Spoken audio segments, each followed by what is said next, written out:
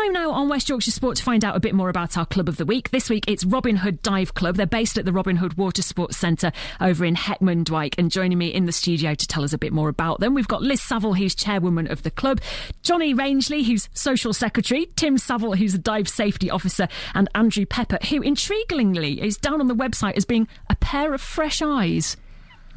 Where does that come from then, Andrew? What does that mean exactly? It just means I'm new to the committee, really, and I'm basically like a minister with that portfolio. Excellent. So. I like the sound of that. Thank you all ever so much for coming in and having a chat. First things first, how long have you all been diving for then, Andrew? How new are you to the sport? I've been diving since 2005, 2006. And what was it that made you want to give it a go? It's something I've always wanted to do. I've looked into doing it many times in the past, and just finally one year went on holiday to Egypt and dived over there and just thought, that's it, I'm just going for it. And did you take to it straight away? Yeah, absolutely, yes. Yeah. Same question for you then, Johnny. How long have you been diving for? I've been diving for about 2 years now.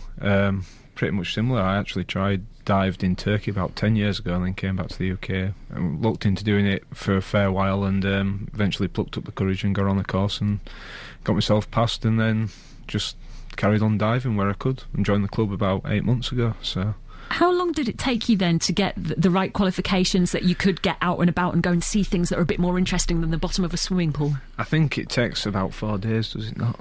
I think it takes about 4 days if you can get the time in, but with my job and what have you, it took me more about 6 months because of my weekends and stuff. I work weekends, so it took me a wee while to get all my training days in, but other than that, it was quite quick and quite simple, really.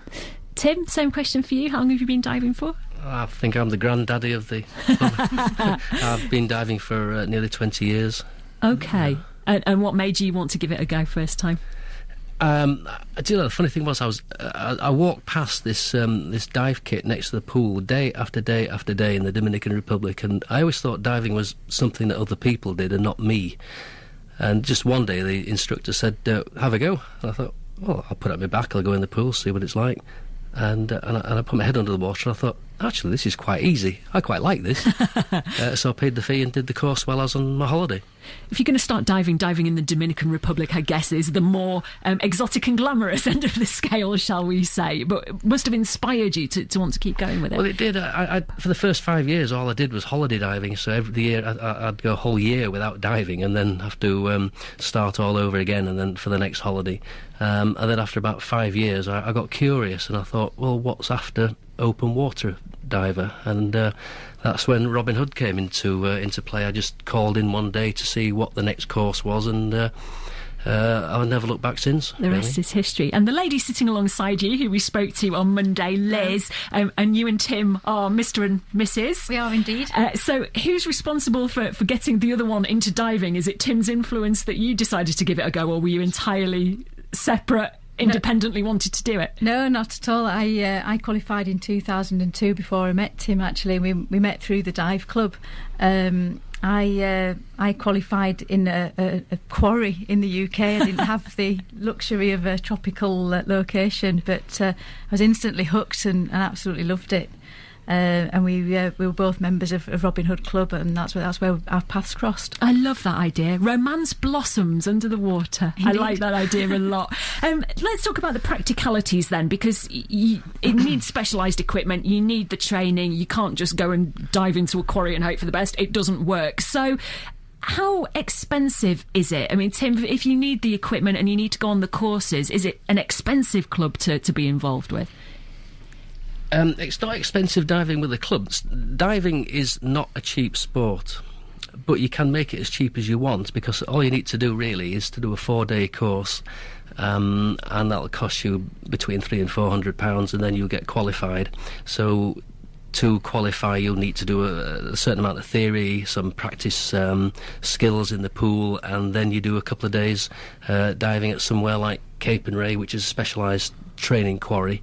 Don't be put off by the words quarry. It's a fantastic place to go, it really is.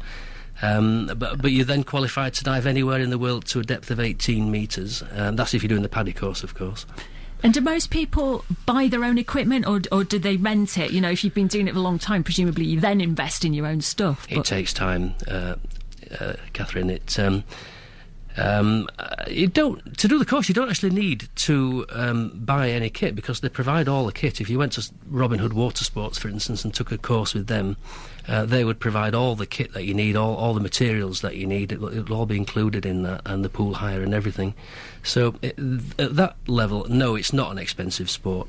But, of course, when you get curious, that's when it starts to get expensive. Yeah, you're all nodding, Andrew. Presumably, once you've got the bug, you then think, oh, I'd like that I've got to take with me, and then you add to it. So do you have cupboards full of bits of diving gear? Yeah, there's lots of dive bling involved. Yeah, I like cameras, the sound of that. cameras, better regulators, better diving equipment, better fins. Someone's got a fancy new pair of fins, you think, I'd like a pair of those. And really, holidays as well. Just there's always somewhere different to go all the way around the world. But the UK diving's great as well, which is predominantly what we do.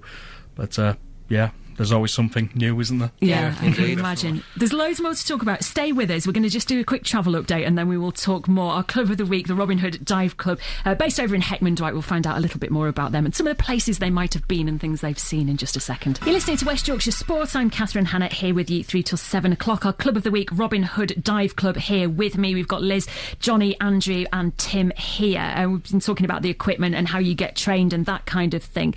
Places that you go, because that's the whole point of being in a club, isn't it, really, Andrew? We were talking briefly with Tim was saying that by being part of a club you get to go out and it's easier to go and see lots of different places. So talk us through some of the places that you've been diving here in the UK and things you've seen. Things I've seen, we've seen Minky Wales off Scotland, St Abbs in Scotland, just over the borders. It's probably my favourite place in the UK. There's fantastic things to see, like wolffish, which are amazing cold water fish, quite prehistoric looking. I was recently at the Farne Islands where we were diving with the seals, and they're very playful and they come and bite your fins and they grab hold of your regulators and they like to cuddle you. We're going to Anglesey at the weekend, which again there'll be dogfish and things like that. Hopefully, maybe Cornwall in this summer, and hopefully see some basking sharks maybe. I don't think I'd fancy that up close. What about you, Johny? I mean, is it all about kind of the marine life, or can you go searching for buried treasure and all of that kind of stuff? Yeah, there's plenty of wrecks. There's plenty of wrecks in the UK to go dive. And there's plenty up in St Abbs and Farnes. I mean, the trip that the shop just did recently and the club go on one is a wrecks trip, and you did that this weekend. Yes, we did. Yes. Mm-hmm. Yeah, and Tim's done loads of the wrecks. Yeah, Tim's your wreck man. He's the heavy metal. Yeah, what have you found then, Tim, or what have you seen? Well, we tend not to dive on virgin wrecks. We tend to dive on wrecks which we know are safe to dive on. For instance, sure. Safety is very important. So we tend not to do much exploratory diving. But Liz and I actually did go to Truk Lagoon, which is in the South Pacific, and that's where the Japanese fleet was sunk in 1944, wasn't it?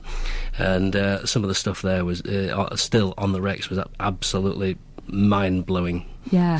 Probably literally, actually, with the explosives and things. I was going to say, so is it like ammo and things like that are still under there? Absolutely, tanks and the whole thing. But in the UK, yeah, quite a lot of the time in the North Sea, it's less wreck, more wreckage. There aren't an awful lot of intact wrecks in the UK, but the ones that are intact make some fantastic diving. So the joy of being in a club that you can all go out there, you've all got this passion, go out and see things together, big social side of things as well, yeah. Johny, which I know you look out for. And is that the kind of the joy of doing this and being part of Robin Hood Dive Club, Liz? Yeah, definitely. It's our motto is that we're a group of friends that go diving, and we do get to spend a lot of quality time out on boats, and there's always a good crack and a lot of banter, and it's always good fun. And of course, a lot of our diving trips are weekends away, so we get to spend overnight. We spend nights in hotels. We go out to eat. So it's not just the diving; it's definitely the banter that goes along with it as well. Brilliant stuff. Well, it sounds like a lot of fun. If there are any novice divers out there, or people just think that sounds like my cup of tea, I could give it a try. Johny, what advice would you have for them? The advice I'd give them is to come down on a Thursday night. You don't have to be a member or anything like that, or on the social events you don't have to. When we do it hosting a curry night, you can check up on the websites, and it's normally posted up there. We do one pretty much every month. We try and do something, either a curry night or bowling night or anything like that, and we're all a bunch of friendly people. We meet down at the shop at about 7:30 Thursday night, and we're all just stand around by the counter and then go up into his room, have a chat, and then we go for a few beers after. It's nice. Sounds good to me. Lifestyle. Your secret is blown officially, Tim. Well, look, it's brilliant to meet you on thank you ever so much for coming in and being our Club of the Week and telling us a bit more about what you get up to. People listening can find out more about Robin Hood Dive Club. You've got the website, robinhooddiveclub.com. You're on Twitter as well, at Roho Dive Club. Keep in touch, won't you, and let us know, particularly if you find any buried treasure under there. Then, then please let us know. Thank you all ever so much for coming in. That's Angie, Johnny, Liz and Tim from the Robin Hood Dive Club. If you would like to be our Club of the Week in future, it's dead easy. Just email me your details, westyorkshiresport@bbc.co.uk. You can tweet as well at WYS Daily, and you could be here.